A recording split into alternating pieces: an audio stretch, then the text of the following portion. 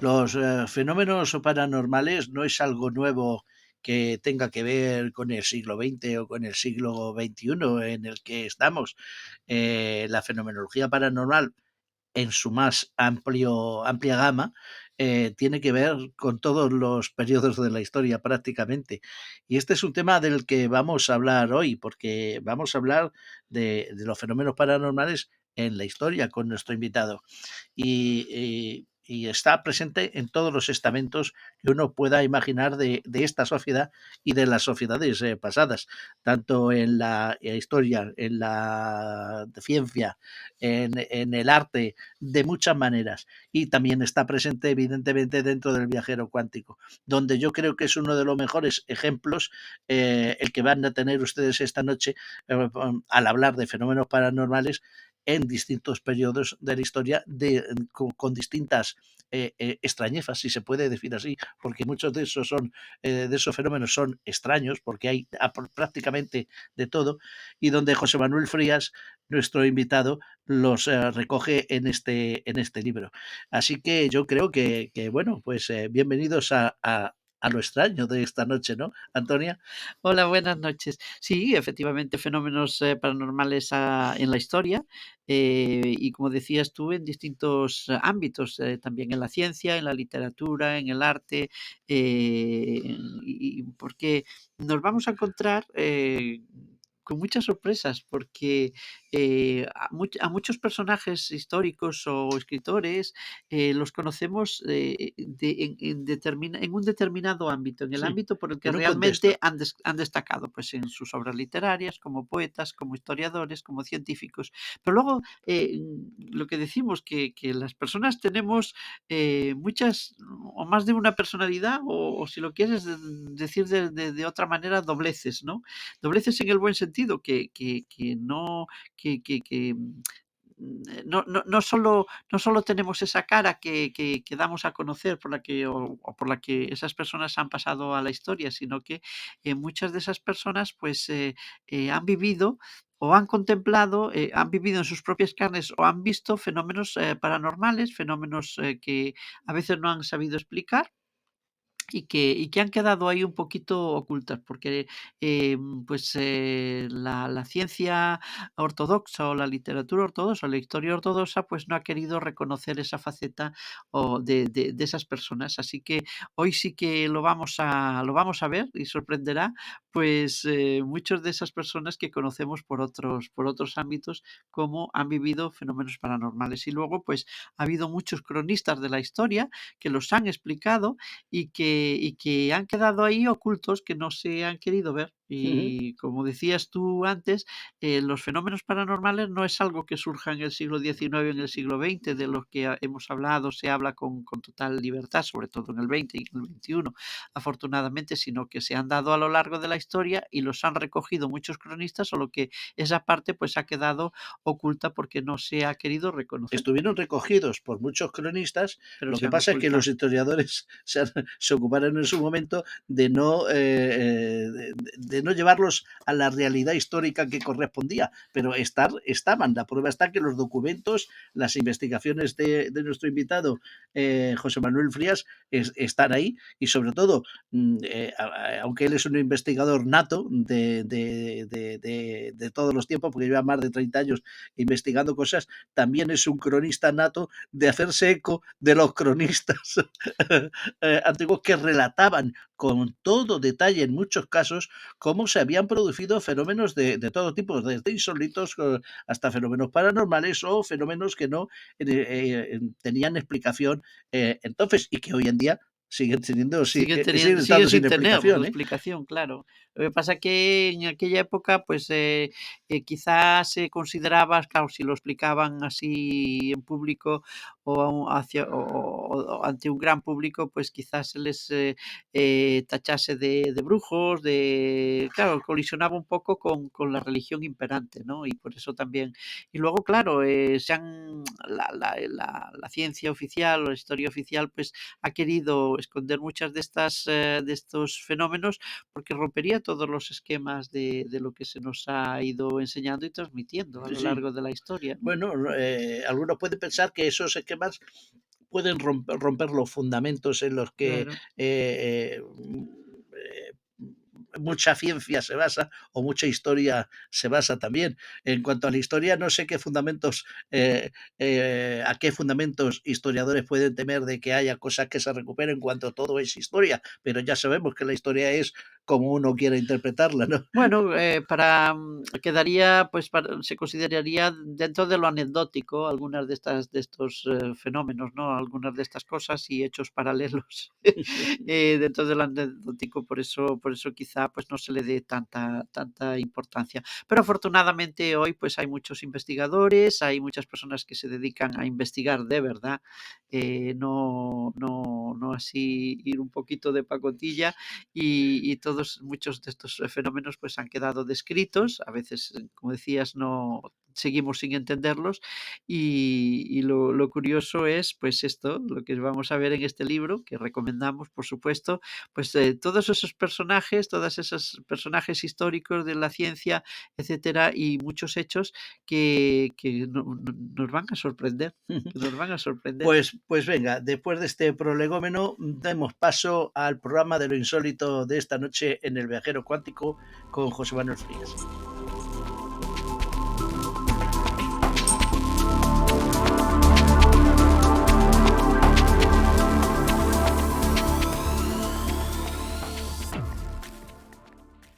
La historia de la humanidad está plagada de hechos misteriosos avalados por importantes cronistas del pasado, situaciones enigmáticas que no suelen enseñarse en las escuelas o en los libros de texto convencionales, quizás por temor a que a que nos cambien nuestros esquemas establecidos.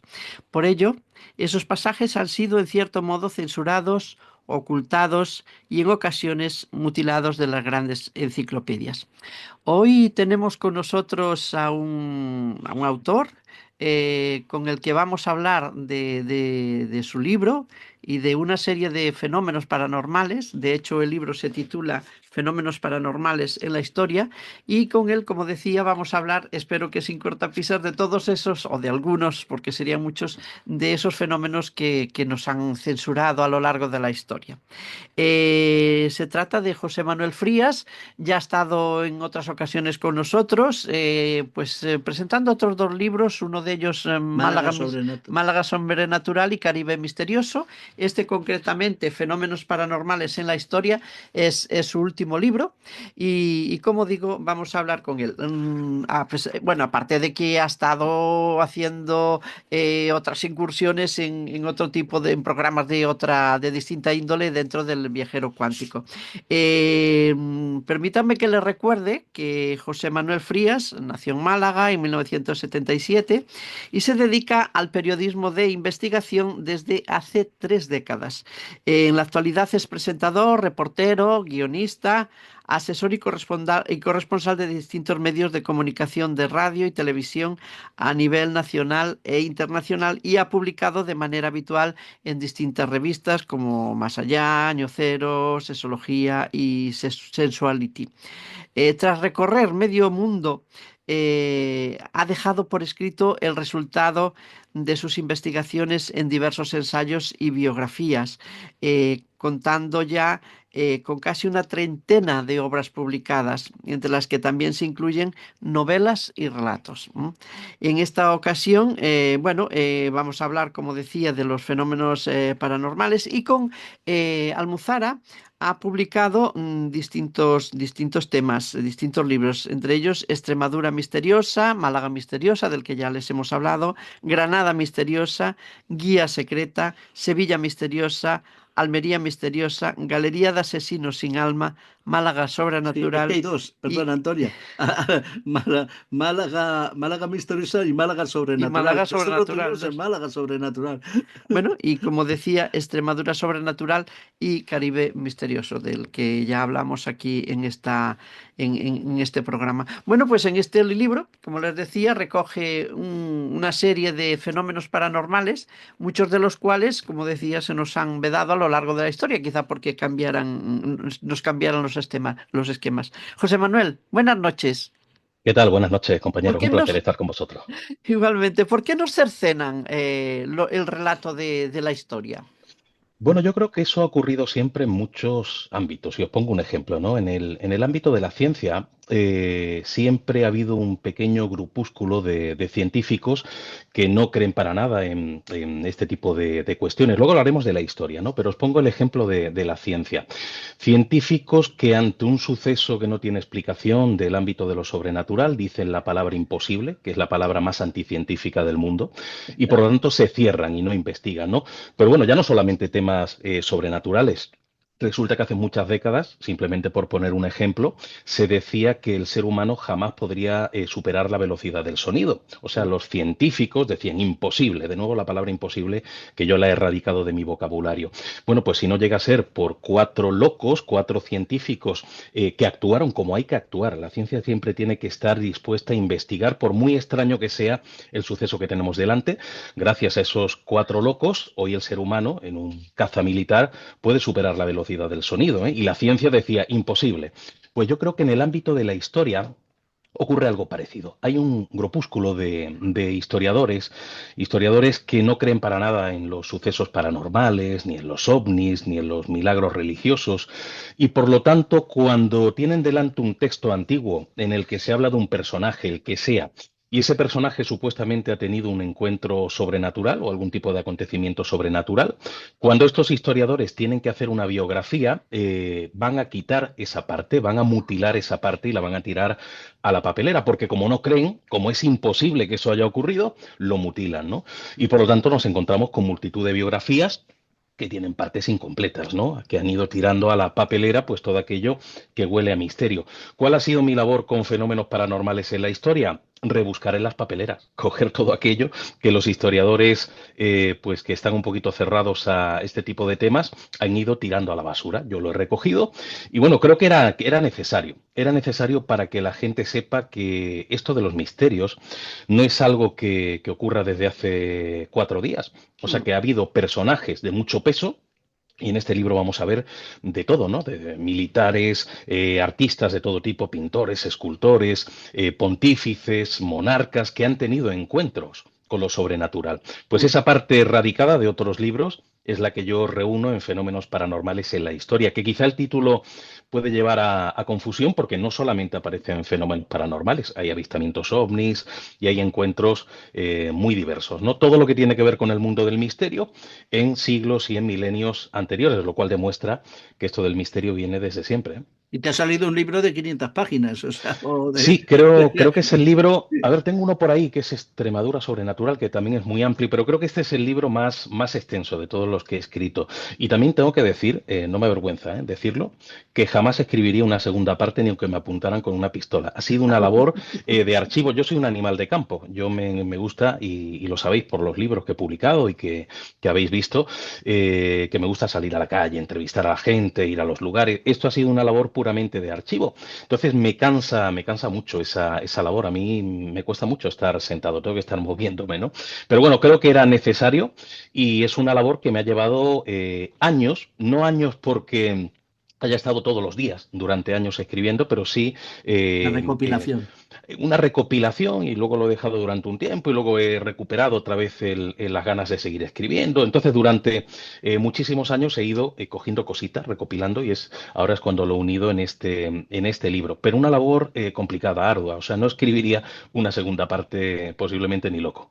Porque como decías, el título podría ser un poco engañoso, es decir, que la gente que lo lea puede pensar que solo es de fenómenos paranormales, pero como decías tú, también incluye temas científicos, por ejemplo, descubrimientos Ujú. o inventos que se adelantaron al tiempo, que creemos que hemos inventado, pues por ejemplo, en el siglo XX o en el siglo XXI, y resulta que ya vienen de antiguo, que ya estaban ahí. Por ejemplo, me viene a la memoria una incubadora en los musulmanes que ya conocían la incubadora, ¿no? Sí, quise incluir estas partes porque es verdad que no todo el libro es sobrenatural. Hay una parte que es más histórica, pero claro, Mm, historias curiosas, descubrimientos sí. curiosos.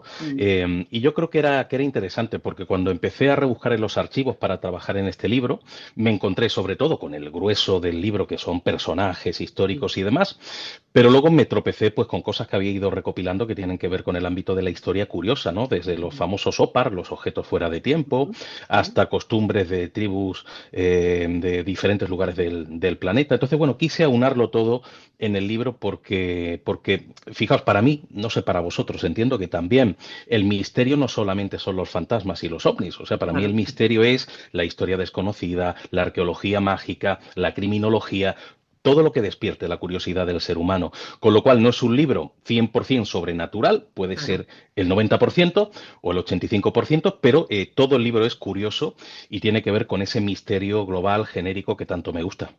Tú te puedes definir también, aparte de que, claro, eres escritor, viajador, si se puede decir así, Trotamundos. investigador, pero te definirás también como parapsicólogo.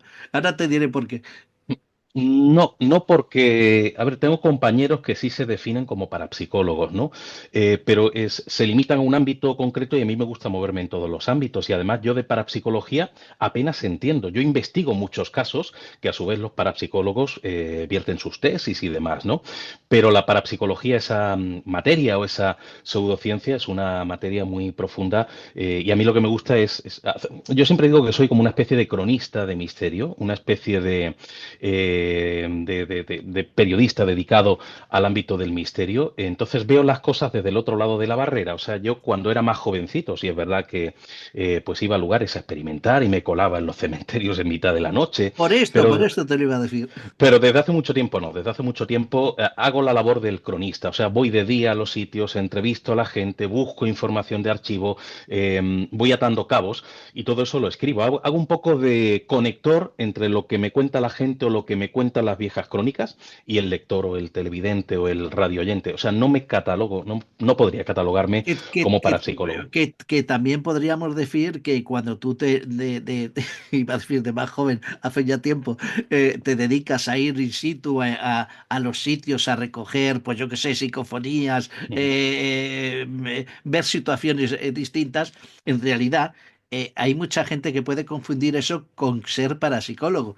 Y Sí, eso no es ser parapsicólogo. El de a recoger, a investigar, me ha pasado esto, no es ser parapsicólogo.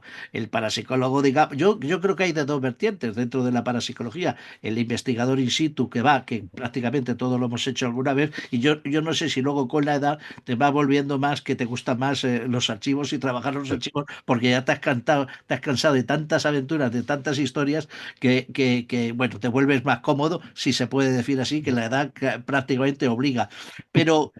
Pero claro, hay un parapsicólogo que es investigador y hay un parapsicólogo que quiere delimitar o quiere sacar una consecuencia de la fenomenología paranormal y entonces explicarla de alguna manera, siguiendo más o menos métodos científicos, pero eso es una raíz de la parapsicología.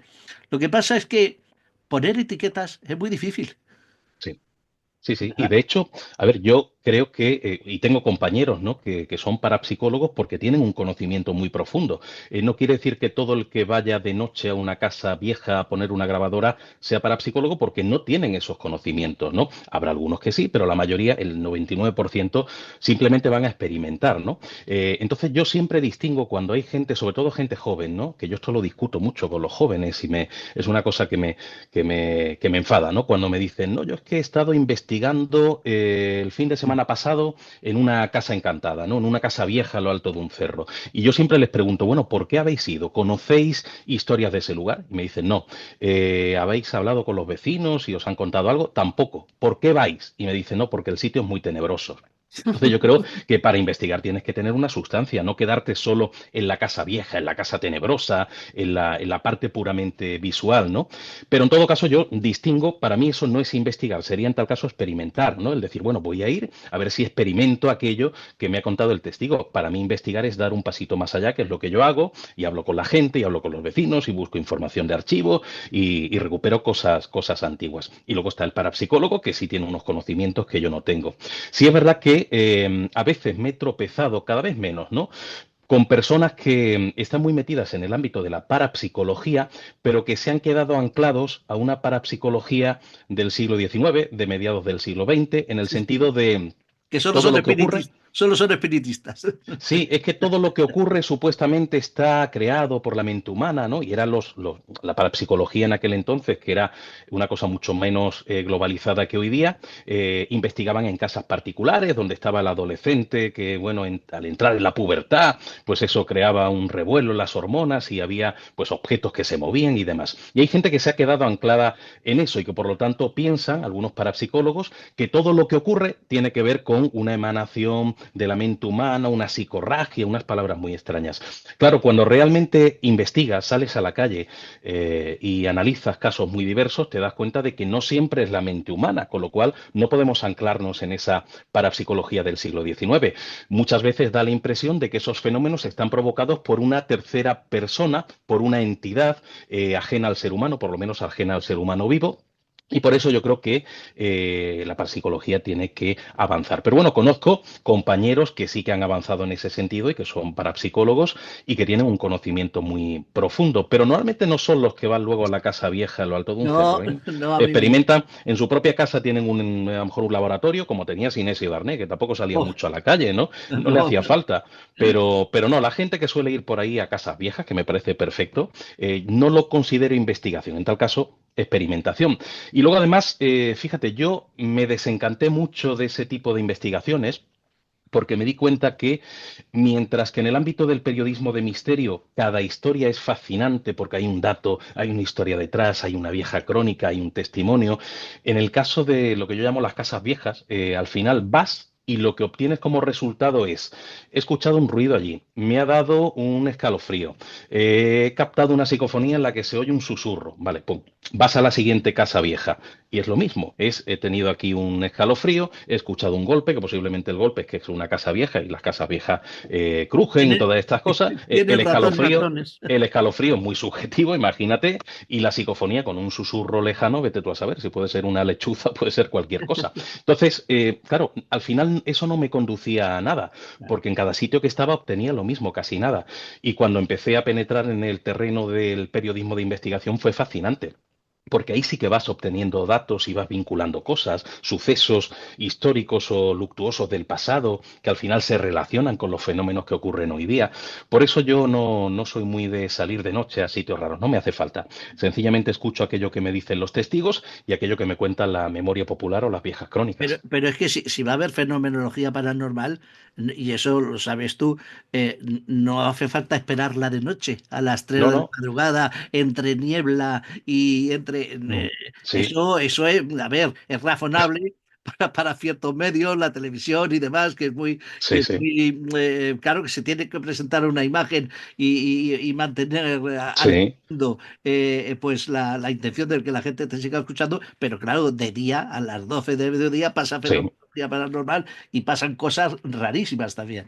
Sí, de hecho, eso es una cosa que a veces me comentan y yo respondo, sé que a veces soy un poco borde, pero muchas veces me dicen, oye, José Manuel, ¿por qué los fenómenos paranormales ocurren solo de noche y en lugares apartados? Digo, ¿no? Si es que eso pasa a las 5 de la tarde en mitad de una ciudad, ¿no? Incluso en una calle, en una casa, que da exactamente igual la hora.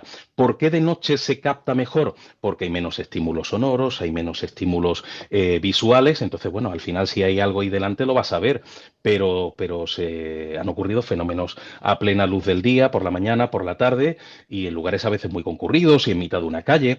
Pero claro, el desconocimiento es lo que te lleva a pensar que todo tiene que ocurrir de noche y en la casa vieja, en ruinas. Y yo creo que sobre todo la juventud en el mundo del misterio ahora, el misterio actual, la juventud está muy equivocada en ese sentido. Van solo pues a intentar vivir una experiencia exótica, grabarse para luego subirlo a un canal de no sé qué. Aquí he pegado un repullo porque he escuchado un ruido y para mí la investigación es algo mucho más profundo.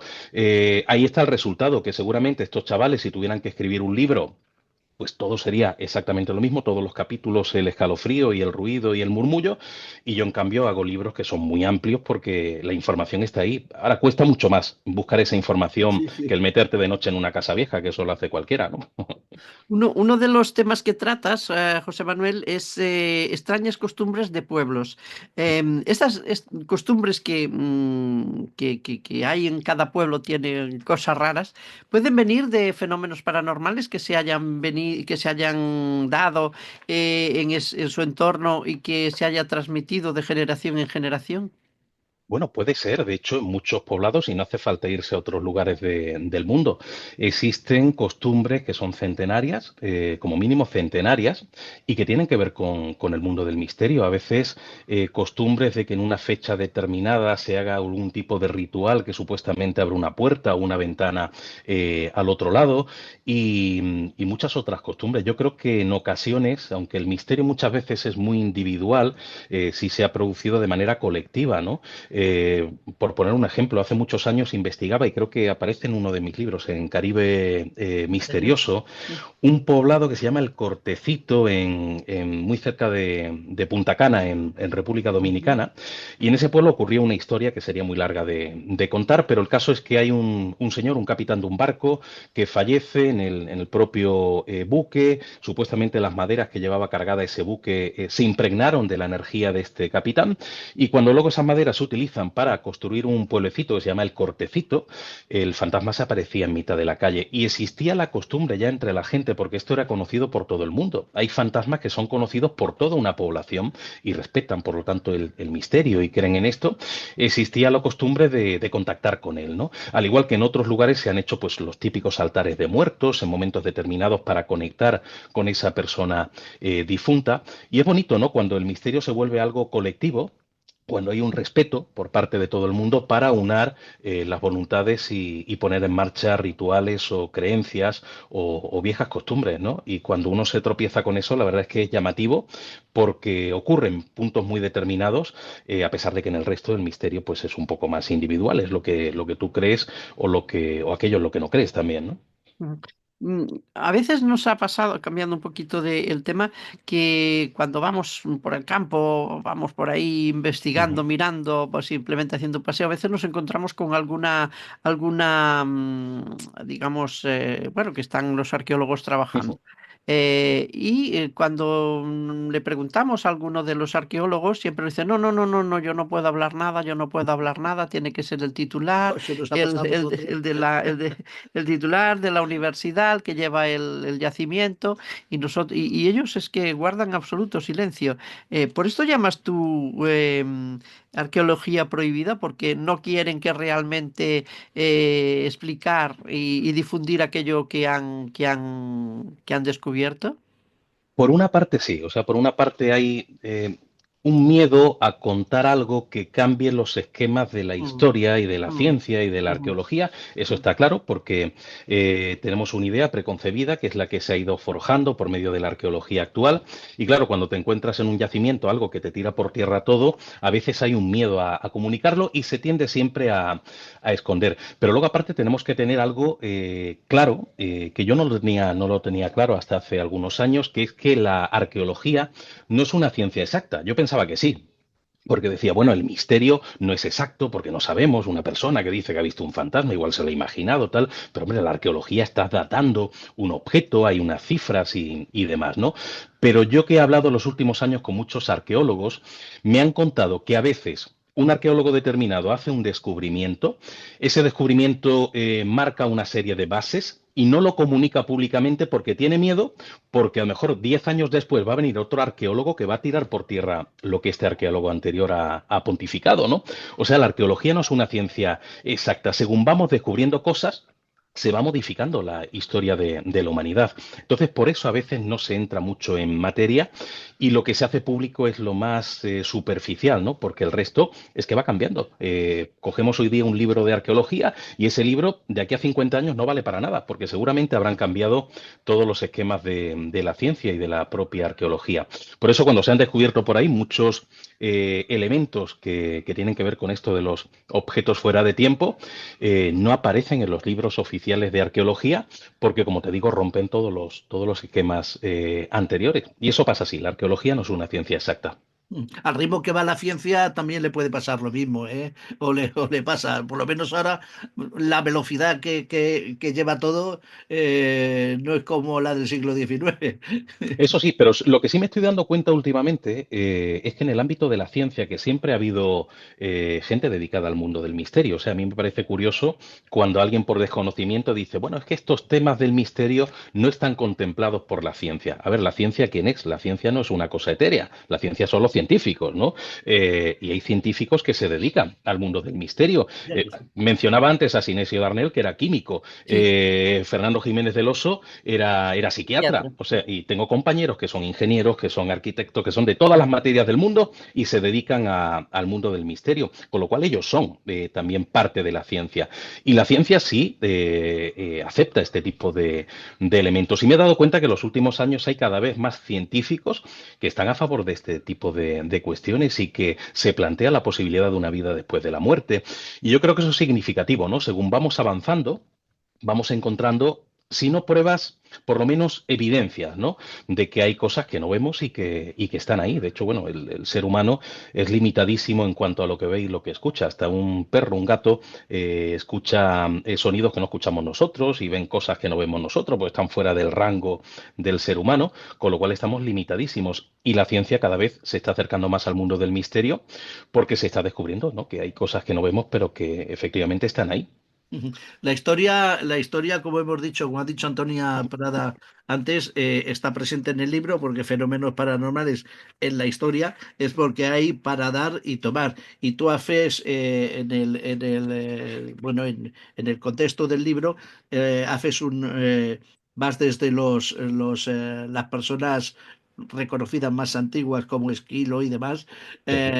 los grandes autores de la antigüedad, donde ya había fenómenos paranormales, por remitirme un poquito algunas cosas del libro, porque claro, hay muchísimas, pero bueno, en Esquilo es que Esquilo tuvo una muerte extraña, ¿no?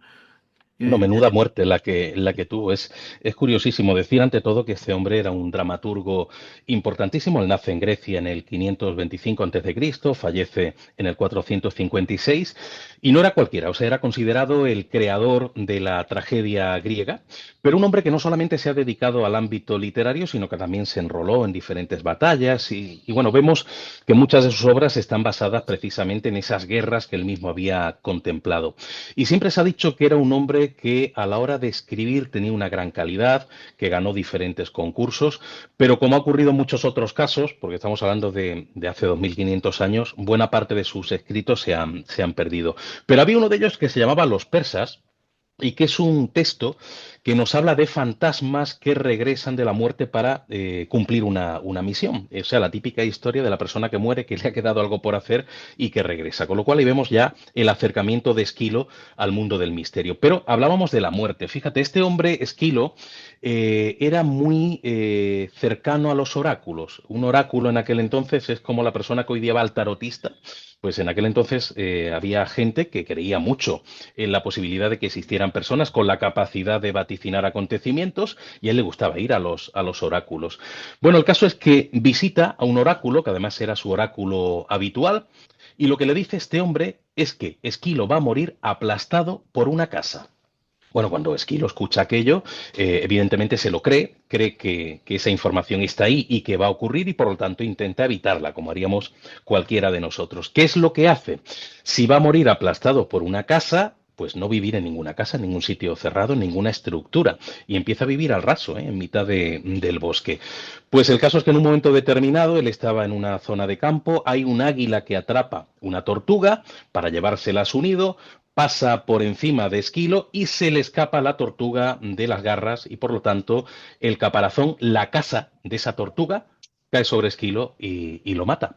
Con lo cual el oráculo no había fallado, Esquilo falleció aplastado por una casa, aunque fuera la casa de la tortuga, pero como siempre digo, el oráculo podía haber sido un poquito más explícito y bueno, posiblemente Esquilo habría salvado la vida, ¿no? pero está claro que los casos de premoniciones, tanto en sueños como no en sueños, están presentes en la historia de muchísimas maneras y a muchísimos personajes. No es una cosa de hoy en día, ni los oráculos, ni las premoniciones, ni las realidades de las, Fíjate, de las cosas. 2500 años, Fíjate. imagínate, de esta historia. Bueno, si nos acercamos a un personaje que está mucho más Ujú, cerca de nosotros, que es Quilo, que a mí me fascina por ujú. muchos aspectos, Felipe II, el Sí, hijo de bueno. Carlos IV, es un hombre profundamente religioso, temeroso de Dios, que hizo de la religión un poco el centro de su Sí, política, sí, sí, sí. y sin embargo creía en temas esotéricos. Háblanos de esos espejitos que tenía de obsidiana. Bueno, él creía en este tipo de cosas de una forma tan profunda que además consiguió una biblioteca bastante completa de todo lo que tenía que ver con el mundo del misterio y de la comunicación con los muertos. Y él especialmente el tema de los espejos, o sea, la creencia de que un espejo, sobre todo la obsidiana, ¿no? Como piedra especial, podía servir de contacto con el más allá, de contacto con el otro mundo, de contacto con otras dimensiones, él lo tenía muy presente y se hizo rodear en su entorno más cercano por muchos de estos espejos. Pero bueno, no solo espejos, tenía elementos de protección de todo tipo. Y hombre, eso viniendo de un personaje que no era cualquiera, era un tipo culto, ¿eh? Estamos hablando de un hombre que tenía muchos conocimientos. Yo creo que le da mucho peso al mundo del misterio. Él creía porque realmente había vivido experiencias muy llamativas. Pero yo me quedo sobre todo con esa biblioteca. Ya quisiera yo tener una biblioteca como la que él consiguió, con obras que algunas de ellas eran incunables y que bueno, tenían que ver también con eso, con la comunicación, con el más allá, con los muertos, con todo lo que tiene que ver con el ámbito de la simbología.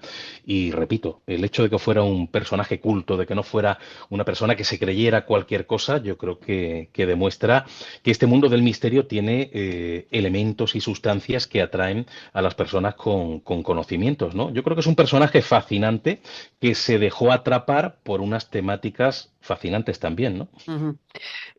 Y además, no solo él, sino muchos otros reyes y mandatarios a Ujú. lo largo y ancho de la historia y Sí, del mundo se dejaban asesorar por personas que tenían una vinculación con temas esotéricos o con la astrología o con sí. el mundo del misterio, ¿no? No. Sí, porque además tenían sus asesores de misterio, ¿no? La gente que supuestamente tenía capacidades de vaticinio, capacidades de ver un poquito más allá, y eran como asesores para ellos. Tenían sus gabinetes, vamos a decirlo así, entre comillas, de gente que intentaba ver un poquito más allá, ¿no? Y eso es bastante curioso. Yo creo que el único personaje, hablando un poco de monarcas, que tuvo de alguna forma un final un poco más siniestro, para mí sería Federico II, ¿no? Porque este hombre casi se podría considerar, y él no lo buscó de manera voluntaria, pero se podría considerar como el doctor Mengele del pasado, ¿no?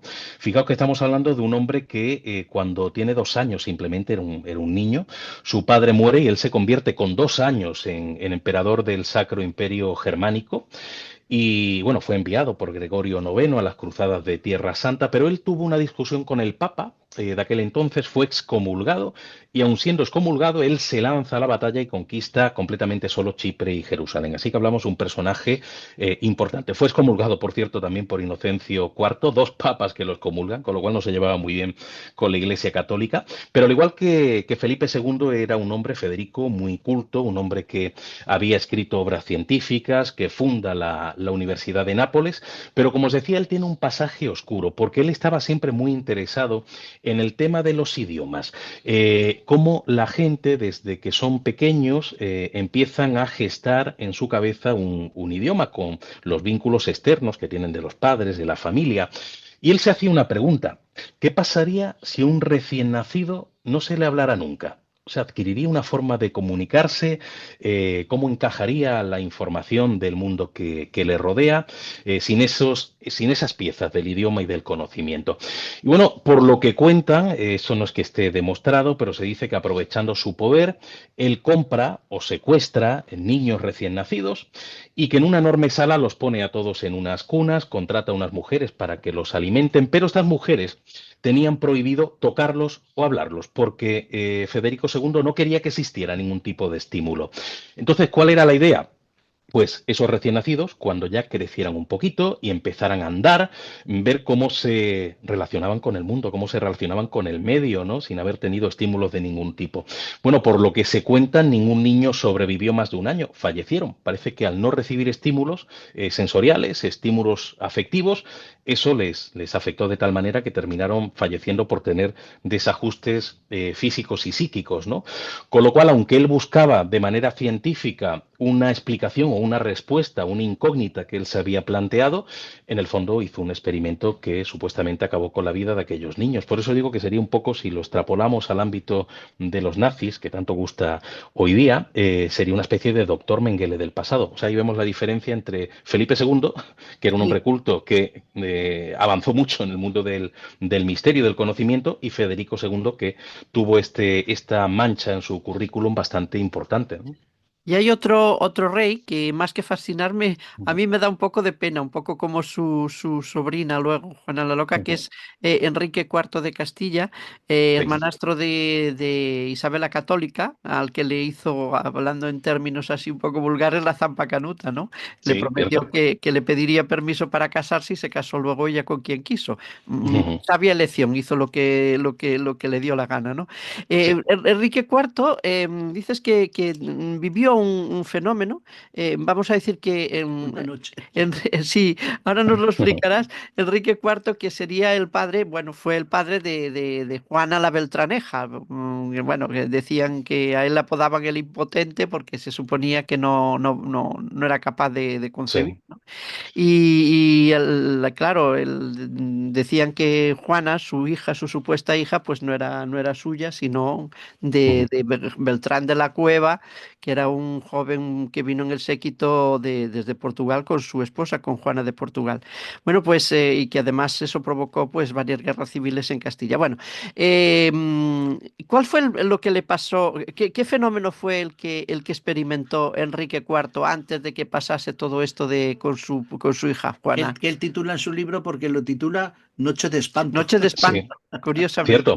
Y esta crónica no la tenemos directamente escrita por Enrique IV, aunque hay otros monarcas que sí escribían aquello que vivían, pero lo tenemos por escrito de un cronista importante, el cronista de este rey, que era Alonso de Valencia, y él narra unos acontecimientos extraños, misteriosos, que se producen creo que un par de décadas antes de la muerte de Enrique IV. Ujú. Bueno, lo que pasaba es que él en su palacio escuchaba frecuentemente en lugares donde no había nadie, salas completamente vacías, él escuchaba gritos, escuchaba golpes.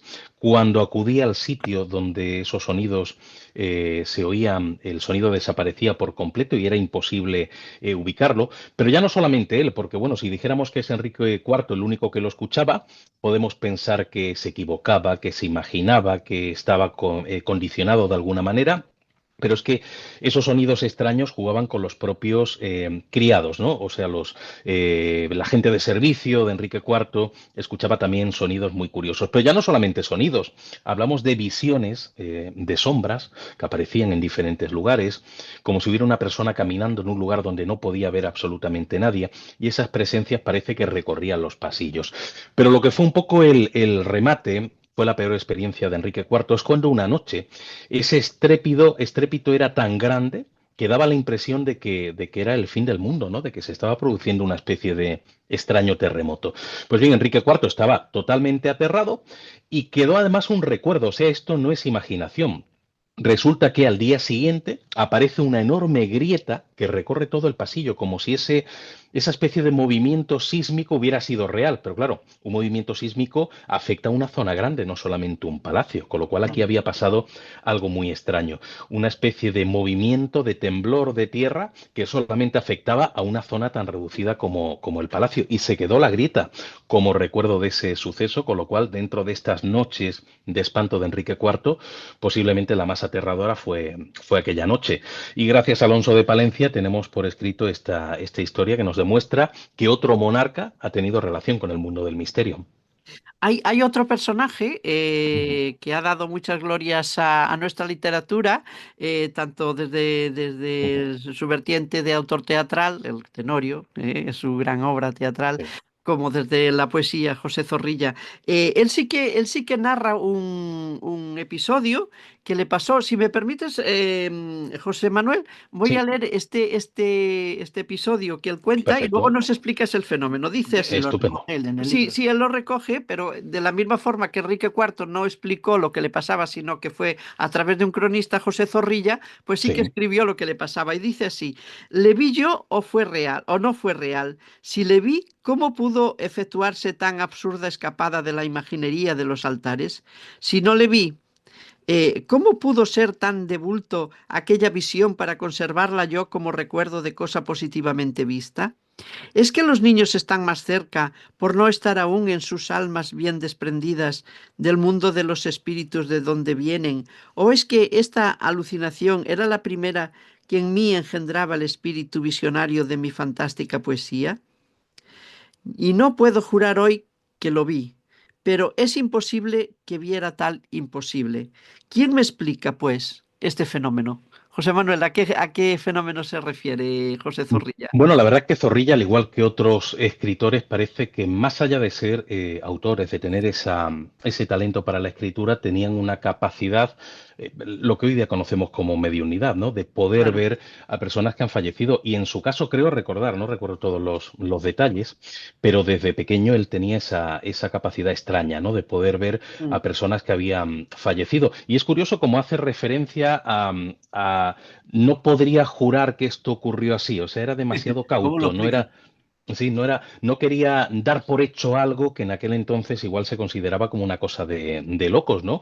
Pero él sí, él tuvo contacto, evidentemente, o se supone, ¿no? Que tuvo contacto con seres difuntos, lo cual, repito, ha pasado en muchos otros casos. Hay una historia que me parece fascinante, porque es incluso más llamativa que la de José Zorrilla, porque aquí el autor, que era Nathaniel Hawthorne, es un autor de principios del siglo XIX. Él sí aseguraba que había visto un espíritu. Y os cuento muy rápidamente el caso, porque para mí es uno de mis favoritos, ¿no? Nathaniel era un personaje que dentro de la literatura norteamericana tuvo un peso tremendo. Él nace en Salem, era además antepasado de uno de aquellos jueces de ese proceso de brujería tan importante en el siglo XVII. Bueno, su primer libro, Cuentos dos veces contados, fue popular, pero todavía no le dio el empujón que él necesitaba como autor, ¿no? Para poder dedicarse solamente a la literatura. De hecho, él tenía que trabajar como funcionario de aduanas en Boston, luego fue también inspector, más adelante cónsul americano en Liverpool. Pero él, claro, lo que él quería era sobre todo centrarse en la literatura. Y en el momento en el que escribe, creo que os va a sonar la famosa La letra escarlata, es cuando Ujú. ya se convierte en un autor de peso que puede dejar cualquier tipo de trabajo y dedicarse plenamente a la literatura. Pero fijaos, hablábamos de autores que tuvieran contacto con supuestos espíritus y en su época en la que trabajaba como funcionario de aduanas, esto estamos hablando a finales de los años 30, él solía aprovechar momentos de descanso para acudir a la biblioteca municipal y poder documentarse para libros que le estaba escribiendo, novelas que estaba escribiendo. Pasaba largas horas en esa biblioteca. Y él estaba acostumbrado a la presencia de un personaje con el que no hablaba, pero que era muy llamativo. Era el doctor Harris, que era un sacerdote ya prácticamente retirado por la edad, que solía sentarse siempre en un sillón frente a la chimenea y se ponía a leer viejos periódicos. Entonces, nunca le habló, pero Nathaniel sentía curiosidad por este hombre, siempre lo miraba cada vez que entraba a la biblioteca. No hablaba porque en este tipo de lugares, como sabéis, pues se exige un silencio determinado. Bueno, en un momento le llega la noticia de que el viejo doctor Harris, este sacerdote retirado, ha fallecido, con lo cual Nathaniel se siente entristecido, ¿no? Porque ya no va a poder ver más en la biblioteca a ese hombre con el que no tenía contacto directo, pero que le parecía muy singular. Bueno, cuando hace la siguiente visita a la biblioteca, surge la sorpresa.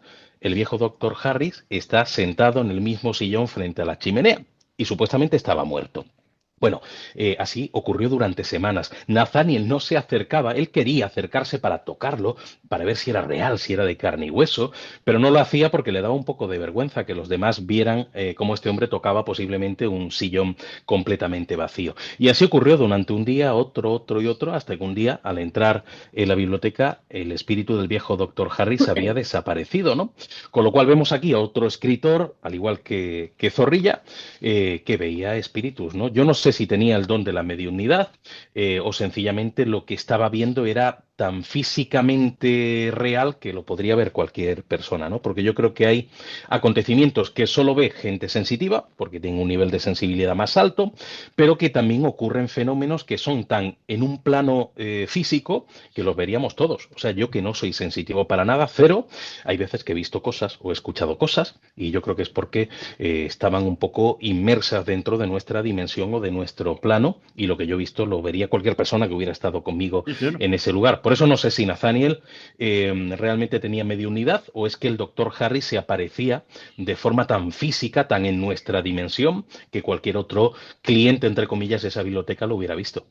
Claro, perdón, en un escritor a veces se puede confundir la imaginación o ese estado en el que uno se encuentra, que viene la inspiración, que yo no sé muy bien lo que es y de dónde viene, con que pasen realmente esos fenómenos. Mira, ahora según relataba José Manuel esto y hablabas tú, me venía a la memoria alguna conversación que no sé si los dos juntos, porque yo lo conocí antes al doctor Jiménez del Oso, antes de conocernos nosotros, luego lo vimos en más de una ocasión, pero recordaba cómo me había dicho, me decía, Aníbal, y él era psiquiatra, como ha dicho José Manuel, y me decía, Aníbal, la frontera entre un problema mental y el fenómeno paranormal es muy corta. Es muy corta. Y claro, y nos movemos en los dos filos. Unos van a decir, no, no, siempre es esto, y otros van a Sí. decir, siempre es lo otro. Pero ¿cuándo es una cosa y cuándo es otra? Porque estoy convencido que hay de los dos lados. Eso me lo decía a mí, Jiménez del Sí, Oso. sí. O sea que cuando Zorrilla realmente veía lo que hacía Al al diablillo ese que diablillo, cabalgaba o- frente al Claro, balcón. ¿eh? cierto, cierto.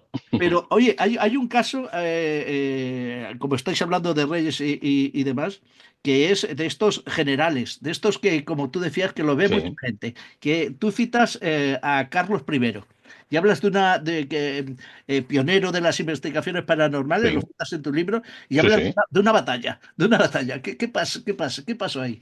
Bueno, fíjate, esta sería, se podría considerar como una investigación paranormal ordenada por un monarca, que no es cualquier cosa. O sea, que un monarca diga, ocurren fenómenos extraños en un lugar determinado, voy a mandar una comitiva para que investigue, ¿no? Fijaos, y estamos hablando de principios o mediados del siglo XVII, con lo cual esto de las investigaciones paranormales viene de antiguo, ¿no? Es el Carlos I Sí, de Inglaterra, perdón. sí, No es sí, Carlos I y sí, quinto sí, de sí, Alemania, sino Carlos I de de Inglaterra, Inglaterra. efectivamente. Simplemente para hacer un pequeño retazo de quién estamos hablando, es un hombre que nació con muy mala salud. De hecho, él medía 1,5 metros, con 3 años no andaba, no hablaba.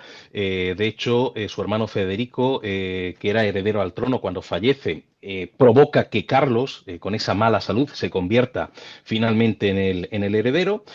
Y, a ver, el acontecimiento misterioso tiene que ver con la Guerra Civil Inglesa, ¿no? Año 1642, 5.000 muertos, ¿eh? En esos campos de batalla. Y es curioso cómo con el paso del tiempo, meses después de que haya finalizado la contienda, los campesinos, la gente que vivía en ese entorno, escuchaban sonido de artillería, escuchaban gritos, escuchaban detonaciones, escuchaban sonido a veces como de entrechocar de metales, como si fueran, no sé, bayonetas, espadas o vete tú a saber qué. Entonces, bueno, acudían a los campos de batalla para intentar ver qué era lo que estaba pasando y supuestamente veían como una película de lo que había ocurrido meses atrás. Era como la representación de aquellas batallas, de aquellos enfrentamientos y se quedaron alucinados. Bueno, cuando Carlos I se entera porque le llegan rumores, él manda una comisión a investigar porque él siente curiosidad por esto, ¿no? ¿Será verdad? ¿Será un fraude? Él pensaba en ese momento, hay que reconocerlo, que todo era fruto de una broma. Y bueno, cuando manda a sus hombres, estos hombres regresan no solamente recogiendo testimonios de personas que habían visto lo imposible, es que esta misma comitiva resulta que contempla esa extraña batalla. De hecho, reconocieron a compañeros fallecidos, gente que ya había fallecido en esa especie de representación extraña. Pero eso sí, tengo que decir que posiblemente esto se trate no de espíritus que después de la muerte se quedaron anclados al lugar, sino de eso que conocemos como la impregnación ambiental, que es simplemente una una especie de bucle de vieja película que repite una y otra vez un acontecimiento y que se queda grabado porque la persona en el momento del sufrimiento deja una energía remanente. Todo esto es una teoría, pero lo curioso es que en este campo de batalla no solamente se veían espíritus de gente viva, de gente muerta, sino que se veía también a personas vivas, personas que estaban en otro lugar de la ciudad y que aparecían ahí, porque estuvieron presentes en esa batalla y por lo tanto estaban dentro de ese bucle, de esa vieja película que se repite una y otra vez. Y Con lo todo cual esto vemos está a, documentado todo está en documentado, el libro. lo interesante, documentado en mi libro porque previamente había estado documentado por Carlos Perfecto. I, que se convierte en eso, en un pionero de la investigación paranormal. Lamentablemente luego, como sabemos, este hombre terminó muy mal parado. En 1649 fue decapitado en un palacio y, bueno, no sabemos si su espíritu se quedó anclado a ese palacio o si se quedó esa especie de extraña impregnación, ¿no? Pero un hombre muy interesado por el misterio, sobre todo a raíz de algo que él consideraba una broma y al final resulta que era cierto, que la comitiva regresa diciendo, esto es completamente real, esto ha ocurrido. José Manuel, ¿qué miedo tenemos hoy en día? Te voy a explicar por una cosa, Ujú. según tú nos estabas relatando esto.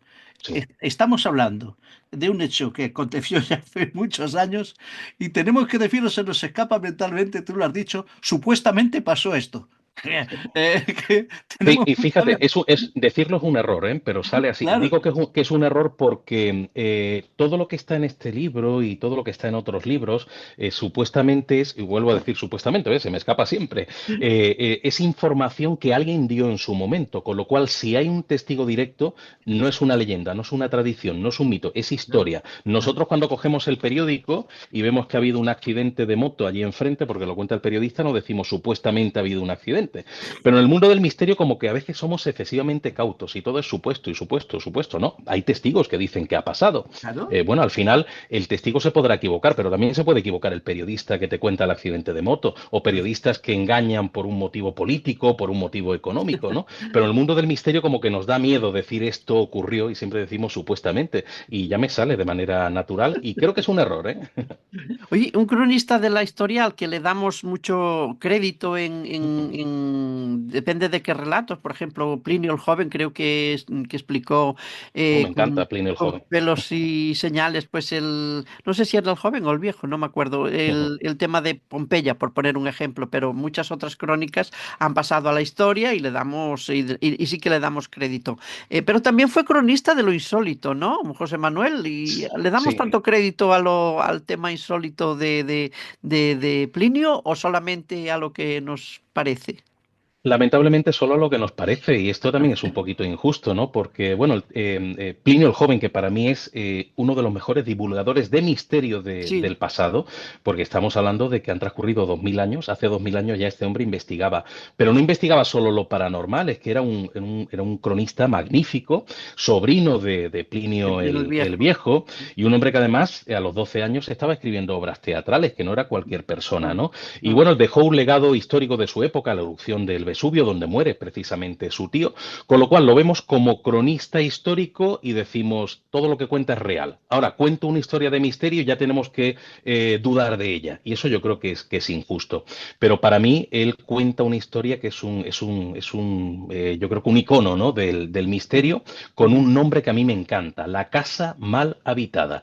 Es mm. verdad que esta historia se ha contado 500.000 veces, pero a mí Sí, tú la has contado también. me sigue pareciendo alucinante, ¿no? El hecho de que en Atenas existiera una casa grande, desierta, la típica casa encantada, ¿eh? Todos los municipios tienen su casa encantada, y esta en concreto no la quería comprar nadie porque la gente veía, la gente que, los inquilinos, ¿no? Que la alquilaban, veían un anciano de barba blanca, una barba muy, muy grande, un rumor de cadenas, como si este personaje estuviera arrastrando unas cadenas, como el típico fantasma, ¿no? La condena. De libro antiguo, ¿no? Y bueno, los testigos subían siempre espantados. Y cuenta Plinio el Joven que había un filósofo, Atenodoro, que era un hombre valiente, un hombre que decide comprobar si esto es cierto. Por lo tanto, alquila, sin ningún tipo de miedo, la vivienda para ver si realmente ocurre aquello que habían narrado los testigos. Bueno, en esa primera noche está Atenodoro tumbado en la cama, empieza a escuchar unos ruidos extraños y de pronto ve al fantasma, ve a ese anciano que aparece de la penumbra, anciano de barba larga, de una barba canosa, que le hace la señal de que se acerque con el dedo, de que lo siga. Bueno, Atenodoro, sin ningún tipo de miedo, coge su candil, se va detrás del fantasma, fantasma que desaparece en el patio. O sea, cuando entra al patio, se para en una zona en concreto y ahí se esfuma, desaparece como si nunca hubiera estado. Bueno, pues Atenodoro al día siguiente se va a ese punto concreto del patio, levanta la tierra, hace una excavación y curiosamente se encuentra un hombre enterrado. Y un detalle que no podemos pasar por alto, un hombre enterrado que estaba atado con cadenas, igual que el personaje que él y que mucha gente había visto anteriormente. Y hay un detalle curioso que tampoco podemos dejar de lado, y es que desde el momento en el que aparece este cadáver y es enterrado en un cementerio, el fantasma deja de aparecerse. Es como si hubiera estado incómodo, inquieto por estar enterrado, primero en un lugar que no tiene nada que ver con el ámbito de lo religioso, de estar atado con esas cadenas y ya como que se queda tranquilo, ¿no? Cuando es enterrado en un cementerio convencional. Y esta historia me parece fascinante, por eso yo creo que debemos darle peso, porque el que la cuenta era una persona que tenía un prestigio tremendo como cronista. Entonces, claro, si ahora nos saltamos toda la torera y decimos, no, este cronista es un cronista maravilloso, pero si habla de misterio tenemos que dudar de él. Y eso yo Claro, creo que es una injusticia tremenda, ¿no? claro, claro que sí. Hay otro personaje fascinante, fascinante por un poquillo Ujú, felón, ¿no? Que es Elcano, que se llevó todas las glorias de la expedición de Magallanes, que al final pereció, no pudo completar el viaje, y creo que protagonizó algunas de las sublevaciones contra el portugués, ¿no? Y al final creo que aprendió de los errores cometidos por Magallanes y supo lidiar un poco con los nativos. Luego volvió con una maltrecha expedición, ¿no? A España. ujú. Pero también lo hablas tú de Juan Sebastián Elcano como algo que le pasó, misterioso. ¿Qué nos puedes contar del Me Cano? tienes que refrescar un poquito la memoria, porque bueno, yo siempre digo, ¿no? Que este libro es un libro que No, me ha no, sí. llevado mucho tiempo hacerlo y que hay algún que otro detalle que Bueno, es que se me ha escapado. son, a ver, Sí, vamos a ver, sí, son muchos libros, son muchas claro, investigaciones, saber, sí, sí. si yo tuviera tu memoria, pues ya estaría contento. O sea que, Sí, además fíjate que la mayor parte de los libros que yo he publicado son libros guías. No es lo mismo hacer un libro monográfico, ¿no? De un tema en concreto. Casi todos mis libros son libros guías. En cada libro aparecen cientos de historias, ¿no? En este en concreto, imagínate, no he sumado las que hay, pero hay multitud de datos. Y además un libro que, como te he comentado, he ido escribiendo, recopilando a lo largo de los años. Hay historias que están ahí que posiblemente las recopilé hace 15 años, 20 años, ¿no? Entonces es verdad que a veces cuando hago una entrevista sobre fenómenos paranormales en la historia, hay ya datos que se me mezclan con otros casos, con otras historias, pero bueno, es normal, ¿no? pero Es un libro que no muy... pasa. Yo cuando doy alguna Exacto, charla, alguna imagínate. cosa, dicen, está, pero esto todo no sé, pues es verdad, esto es de aquello y esto es de esto. Además, sobre todo cuando hay muchas cosas que se parecen, tienen ciertos parecidos, ¿no? Sí, sí, Entonces sí. es más difícil todavía. Bueno, Claro, y además que es un libro donde no es como otros libros guías en los que tú lo que cuentas es una historia de un señor que ha visto un supuesto fantasma o ha visto un ovni. Claro, aquí son personajes históricos y cuando entra la historia se envuelve en una serie de detalles, ¿no? Que son nombres, que son datos, que son fechas, que son acontecimientos y es un libro complicado en el sentido de intentar, ya ven, memorizar a todos los personajes que aparecen ahí, ¿no? Hombre, tengo mis favoritos, eso sí es cierto, ¿no? Un poco mis personajes fetiche, pero hay otros que ya, bueno, la mayor parte de las historias, los datos no los recuerdo porque ¿has sería encontrado eso, casi Antonio? imposible. Ujú. No lo encuentro, pero sí que tengo anotado, Sí, tengo anotado a Dante, que Porque claro, sí, Dante, que sí que es, sí, claro, lo relacionamos con el infierno, ¿no? El infierno sí, de sí. Dante. ¿Qué misterios rodeaban a Dante para que Bueno, pudiera yo creo escribir? ¿qué que fantasmas ¿O qué fantasmas? rodeaban a Dante? lo curioso es que aquí el fantasma sería el propio Dante, o sea, es la mejor Claro. prueba del contacto, vamos a decir, entre vivos y difuntos, ¿no? Bueno, a Dante casi no hay ni que presentarlo, ¿no? Autor de literatura universal, uno de los autores más destacados, un hombre que cuando se queda huérfano de madre, pues se refugia en el estudio, entonces era un tipo que tenía una preparación tremenda y bueno, escribió ese poema épico que es la Divina Comedia, uno de los hitos de la literatura universal. Y lo curioso, y esto no lo sabe todo el mundo, y es que los personajes que aparecen en la Divina Comedia son personajes con los que él se ha ido tropezando a lo largo de su vida. Entonces, evidentemente no aparecen los nombres, ¿no? Pero sí es gente vinculada con él, gente conocida, gente que ha visto y que le ha llamado la atención en sus viajes por todo el mundo. Pero es una obra que él fallece supuestamente justo antes de acabarla. O sea, supuestamente quedó incompleta porque él muere por malaria. Y bueno, sus hijos buscan los escritos para poder publicar como una especie de, para honrar su memoria, vamos a decirlo así, pero no aparecen los últimos 13 cantos. Entonces, bueno, se cree que es una obra inconclusa. Pues en realidad no estaba inconclusa. Esos 13 cantos Dante los había ocultado por miedo a la polémica. Eran textos un poquito polémicos. Pues aquí aparece el misterio. Resulta que su hijo Jacobo emitado un sueño, y podemos entender los sueños como simple imaginación o como el simple producto de experiencias que nos impactan, buenas o malas, pero hay personas que van un poquito más allá y que dicen que por medio del sueño, que se nos abren un poco más las antenas, podemos tener contacto con lo desconocido, podemos tener sueños premonitorios. Y él ve a su padre en sueños. Su padre se le aparece resplandeciente, vestido de blanco, muy luminoso. Lo toma de la mano en ese sueño y lo lleva a la habitación donde él dormía en vida, donde Dante dormía en vida, y señala un muro determinado. Y ahí desaparece el espíritu. Bueno, su hijo, al despertar, se acerca a ese muro en concreto, da unos golpes, escucha que el muro está hueco, con lo cual es una falsa pared, y cuando rompe el muro se encuentra con esos 13 cantos, ¿no? Con lo cual estamos viendo que el sueño no había sido solo un sueño. El sueño había sido una especie de contacto con su padre desde el otro lado, que le estaba indicando el lugar donde habían ocultado esos 13 cantos. O sea, gracias al contacto entre vivos y difuntos en esta historia, contamos con el completo de esa obra magna que es la Divina Comedia. Claro. Y por lo tanto, para mí es un caso importante del contacto entre vivos y muertos, ¿no? Porque era imposible que esa información de que se había ocultado los 13 cantos en un muro en concreto llegara a Jacobo, a su hijo, por otra vía. Había sido por una vía privilegiada que supuestamente era el espíritu de su propio padre. O sea, historia fascinante. Estamos llegando al último tramo del programa. Si tienes alguna pregunta más, Bueno, Antonia. él ha hablado que tiene personajes fetiche de la Sí. historia, sea de la ciencia o de lo que sea, pero Ujú. ¿cuáles son realmente tus personajes fetiche? Aquellos que te han dado más para hablar largo y tendido y que te parecen rodeados de un misterio más interesante y más plausible, de decir, bueno, efectivamente es Sí. un fenómeno extraño, un fenómeno paranormal que en realidad no tiene explicación, ¿no?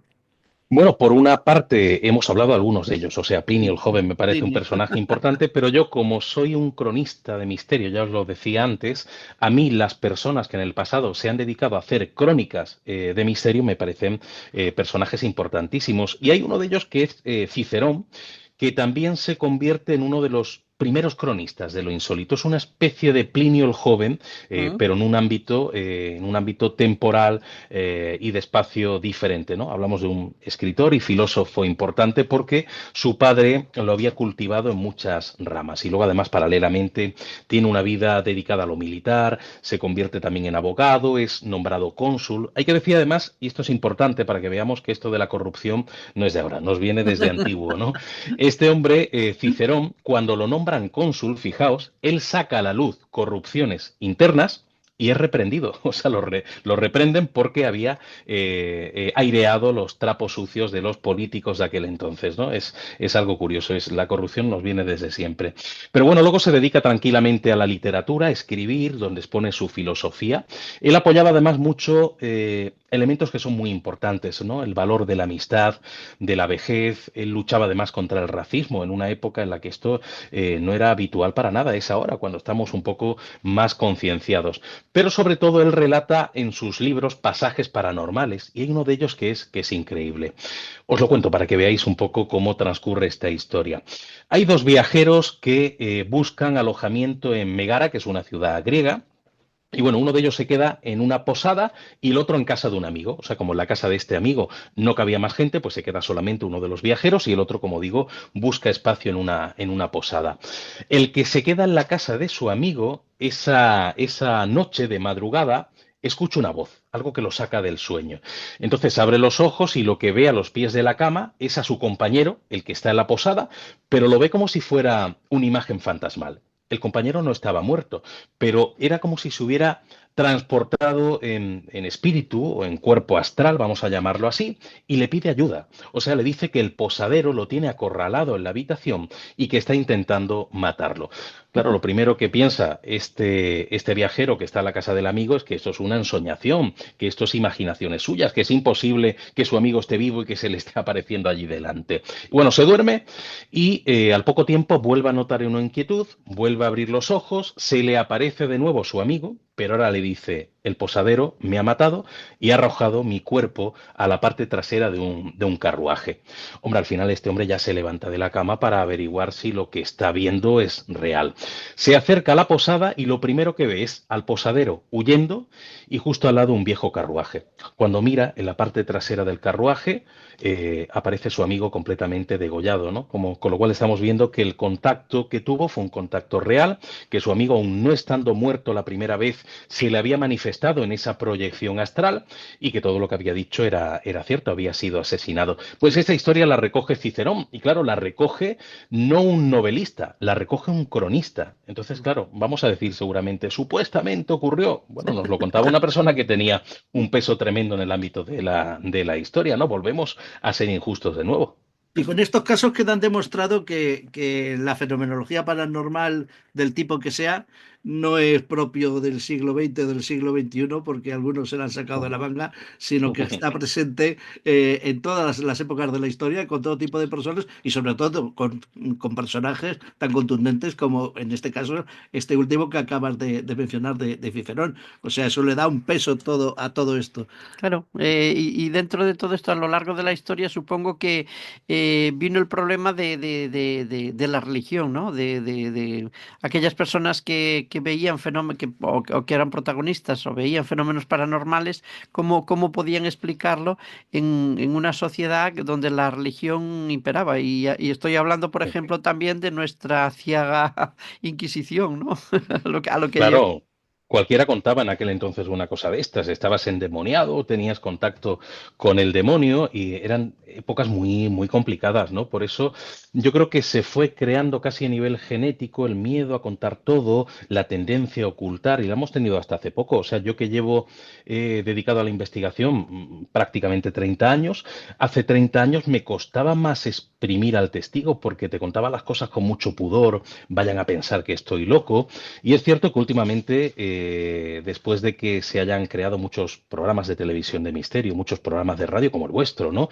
Esto ha abierto las mentes, ha creado la conciencia de que cuando tú vives algo raro, no lo estás viviendo tú solo. Es que hay un señor que en otra ciudad, en otra provincia, en otro país está viviendo exactamente lo mismo, que no estás loco. Y yo creo que eso ha servido para que ya no sea un tema tan tabú y eso nos facilita las cosas a los investigadores porque la gente se abre mucho más y vamos eliminando ese código genético donde este tipo de historias son falsas y donde la gente está loca, que nos ha proporcionado precisamente el pasado, ¿no? En momentos como la Inquisición y tantos otros, ¿no? Ahora tenemos la suerte de que la gente sabe que este tipo de cosas ocurren, que ocurren en todos los lugares del mundo y que posiblemente tu vecino también habrá vivido un fenómeno extraño, o tu compañero de trabajo. Otra cosa es que lo cuenten o no, ¿no? Pero eso permite que ya no tengas miedo, que no tengas miedo al ridículo, porque son cosas muy completamente comunes. Y en esos 30 años de investigación que llevas tú, ¿te has encontrado en archivos y bibliotecas muchos fanáticos de la ocultación? Es decir, de esas personas que no quieren pues dar a conocer las cosas, que ponen cortapisas a los investigadores. ¿Te has encontrado con muchos problemas? Bueno, eso siempre hay, pero al final te tienes que desvincular de todo ello, ¿no? Es cierto que siempre hay personas que te van a tachar de loco, de autor, de libro, de pura fantasía, pero bueno, eso ha existido en toda. Yo creo que es el miedo a reconocer que estas cosas ocurren. Yo creo que las personas que se cierran, no los escépticos, yo soy escéptico. Escéptico es no creerte cualquier cosa, intentar llegar al fondo de la cuestión, pero luego está el detractor, aquel que dice, si allí dicen que han visto un fantasma, es mentira. Pues no, o sea, el pensamiento científico es ir allí, investigar, entrevistar y llegar a una conclusión. Lo que no es científico es decir, imposible, eso es mentira, ¿no? Entonces, bueno, detractores siempre ha habido muchos que nos han criticado a los que nos dedicamos a estos temas y que nos han cerrado puertas. Pero bueno, ya con el paso del tiempo uno aprende a desvincularse de eso, a que no te influya y bueno, a seguir tu propio camino, que es lo que yo hago. Pues tenemos que despedirnos aquí. José Manuel Frías, este es el libro, tu último libro, un libro que es una preciosidad y que recoge innumerables casos. Todo esto que hemos dicho hoy se queda corto, Hay pero, muchos más, muy, muchos muy más. corto. Faltan los OPARs, haces una selección de expedientes X del misterio y hablas un poco también del futuro. Y muchos otros personajes, tanto de Bueno, la Cierto. literatura, de la historia, de la ciencia y de esas costumbres que perduran en los pueblos por los siglos de los siglos. Cierto. Muchas gracias, José Manuel Frías, por estar con nosotros. El libro es de Almufara y bueno, y gracias por el tiempo que nos dedicas siempre, que te pedimos que estés aquí presente con nosotros en nuestras entrevistas. Cuídate mucho Y y nos hasta vemos otra. pronto. Pues muchas gracias a vosotros, ha sido un placer. Un fuerte Adiós. abrazo. Gracias. Adiós. Amigos, amigas, hasta aquí el viaje de hoy. Nos volvemos a ver en la próxima aventura del viajero cuántico. Gracias a todos por estar ahí.